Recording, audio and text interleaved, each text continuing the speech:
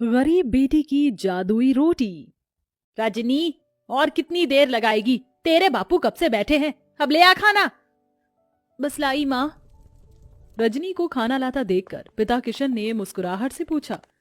अरे आज मेरी बिटिया ने क्या क्या बनाया है? बाबा, मैंने आपके लिए भिंडी की भुजिया बनाई है और सूखे आलू भी। फिर तो आज मैं पेट भर कर रोटी खाऊंगा। 2 तरह की सब्जी बनी देखकर ललिता बड़बड़ा उठती है। अरे लड़की, 2 टाइम की सब्जी एक ही बार में क्यों बना दी तूने? एक तो ऐसी तेरे बाबा की कमाई धमाई नहीं है और महंगाई इतनी है। जाने दो ललिता, अब तो बना दिया बिटिया ने। कल को ब्याह कर अपने ससुराल चली जाएगी ना, तो बहुत रोगी तुम। अब गुस्सा थूक दो और बिटिया के हाथों का खाओ। ये लो। किशन जैसे ही खाने का निवाला ललिता को खिलाता है, ललिता का मुंह चढ़ जाता है। आथू! अरे बेलुड़ी, आज फिर तूने रोटी जला दी। अरे तेरे दादा परदादा की आटा चक्की नहीं जो मुफ्त का आटा आता है, दाम देख कर खरीदना पड़ता है। रोज रोज जली रोटी बनाती है। यही हाल रहा तो पता नहीं ससुराल जाएगी तो कैसे बरसेगी। अरे बिटिया, तू रो क्यों रही है? तेरी माँ तेरे भले के लिए ही कह रही है ना। मैं क्या करूं बाबा, मैं इतनी कोशिश करती हूँ गोल रोटी बनाने की, मगर आड़ी टेढ़ी बन जाती है और जैसे जब तवे पर सेकती हूँ तो आग से जल जाती है। देख रजनी, कल तुझे देखने लड़के वाले आ रहे हैं। अच्छा खासा घर द्वार है उनका। मैं नहीं चाहती कि ये रिश्ता हमारे हाथ से जाए, समझी? अगले दिन सरस्वती अपने परिवार के साथ रजनी को देखने आती है। रजनी नजरें झुकाए हाथों में चाय नाश्ता लिए आती है। जी नमस्ते, लीजिए। भाई वाह, ये समोसे और कचौरी तो बड़ी स्वाद भरी है। ललिता जी, किसने बनाया? जी ये समोसे कचौरी सब बिटिया ने बनाया है। अरे वाह, ये तो सोने पर सुहागा हो गया।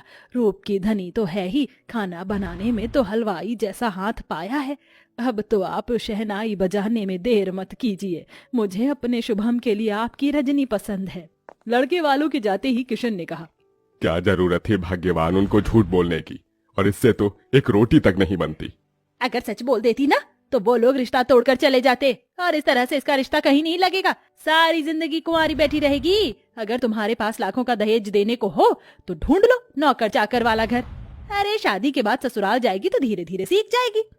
थोड़े दिन में रजनी ब्याह कर ससुराल आती है, जहाँ जेठानी चंद्रलेखा हुक्म चलाते हुए बोली। देवरानी जी, तुम पहली रसोई में मटर पनीर की सब्जी, छोले और मीठे में खीर बनाना, और पूरी की जगह पर रोटी बनाना। वो क्या है ना, हम सब रोटी खाने के शौकीन हैं। ये सुनकर गरीब रजनी दुविधा में आ जाती है और जैसे तैसे पहली रसोई की रीत निभाकर सबको परोसती है। रोटी का जला हाल देखकर सरस्वती ने कहा। रजनी बहू, ये कैसी जली पकी रोटी बनाई है? भट्टी में सेक कर लाई है क्या? वही तो माँ जी, ऐसी कोयले से काली रोटी तो कुत्ता भी ना खाए।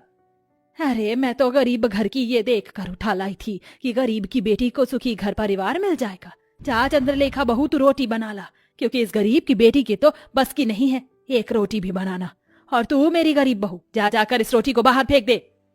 सास से जली करी सुनकर रजनी रोटी लेकर बाहर चली आई। मैं इस रोटी को फेंकूंगी नहीं, क्योंकि अन्न की बर्बादी होगी। किसी जरूरतमंद को दे देती हूँ। तभी एक उम्रदार बुढ़िया उसके पास चलकर आई। बेटी, रोटी खिला दो, बहुत भूखी हूँ। ये लो अम्मा, क्षमा करना, रोटी जरा जली हुई है और मेरे पास कोई सब्जी भी नहीं। मेरी पोटली में गुड़ है, उससे खा लूंगी। बुढ़िया हबड़ हबड़ कर रोटी खाने लगती है। तभी रजनी का परेशान चेहरा देखकर वो पूछती है। बेटिया, तुम परेशान क्यों हो? अम्मा, मेरी लाख कोशिश करने के बाद भी मुझसे गोल और अच्छी रोटी नहीं बनती। मेरी जेठानी अच्छा खाना बनाती है, इसलिए रसोई पर एक अकेली उनका अधिकार जमा है। मेरी सास ने मुझे बहुत ताने दिए। तत्पश्चात बुढ़िया पोटली में से एक तवा उसे देकर बोली। ये लो बेटी, ये जादुई तवा है। इससे अब तुम्हारी सारी परेशानी टल जाएगी। इस तवे पर बनने वाली रोटी जादुई रोटी होगी। धन्यवाद अम्मा। रजनी बुढ़िया का दिया हुआ जादुई तवा घर लेकर आई और अपनी सास से निडर होकर कहा। माँ जी, रात की रसोई मैं पकाऊंगी। इस बार कोई भूल चूक नहीं होगी, वादा करती हूँ।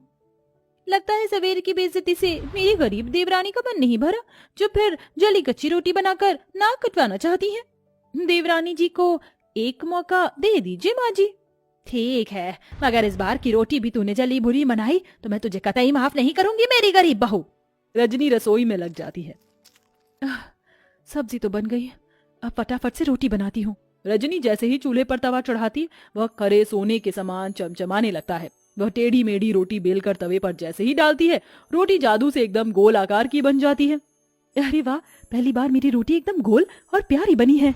मेरी जादुई रोटी, मैं चाहती हूँ कि तुम एकदम फूली बन जाओ। गरीब रजनी के कहते जादुई रोटी फूल कर गोल मटोल हो जाती है। वह सभी को रोटी परोसती है, जिसे खाकर सब दिल खोल कर तारीफ करते हैं। वाह रजनी बहू, तुम्हारी बनाई रोटी में अमृत जैसी मिठास भरी है। सचमुच रजनी, बिना सब्जी के भी रोटी बड़ी स्वाद लग रही है। सच में रजनी बहू, तेरे हाथ की रोटी खाकर तो जी ही नहीं भर रहा। जाने क्या जादूगरी भरी है तेरी इस रोटी में। धन्यवाद माँ जी। रजनी की तरफदारी सुनकर चंद्रलेखा भीतर ही भीतर जल भून रही थी। सवेरे तो एकदम गुड़गोबर खाना बनाया था इसने, एकदम से ऐसा क्या चमत्कार हो गया जो मेरी गरीब देवरानी इतनी गोल फूली रोटी बना लाई। यूं ही दिन गुजरने लगे। तवे के सहारे रजनी ससुराल वालों को जादुई रोटी बनाकर खिलाती। सभी उससे खुश रहने लगे। एक दिन उसके माता पिता उससे मिलने आए। जी नमस्ते। समधन जी, समधी जी, आप दोनों आइए ना। रजनी बहू, देख तो कौन आया है। अपने गरीब माता पिता को देखकर रजनी की आंखों में आंसू छलक आए। माँ, बाबा, कैसे हैं आप? हम ठीक है बिटिया, तुझसे मिलने का मन किया तो आ गए। तुझे सुखी देखकर अच्छा लगा। अब चलते हैं। अरे ऐसे कैसे आए हैं, तो अपनी बेटी के हाथों की रोटी खाकर जाइएगा। रजनी रसोई में आकर रोटी बनाने में लग जाती है। आज मौका अच्छा है, जाकर देखती हूँ ये माजरा क्या है। चंद्रलेखा बहू, कहाँ जल्दी जाकर हल्दीराम से मिठाई समोसे ले आओ। जी माँ जी। इस गरीब देवरानी की किस्मत इतनी अच्छी है, आज भी बच गई। रजनी फट से अम्मा का दिया हुआ जादुई तवा चढ़ाती है। वह चमचमा उठता है। रजनी बेली हुई रोटी तवे पर डालकर कहती है, ऐ मेरी जादुई रोटी, खूब फूलो फलो।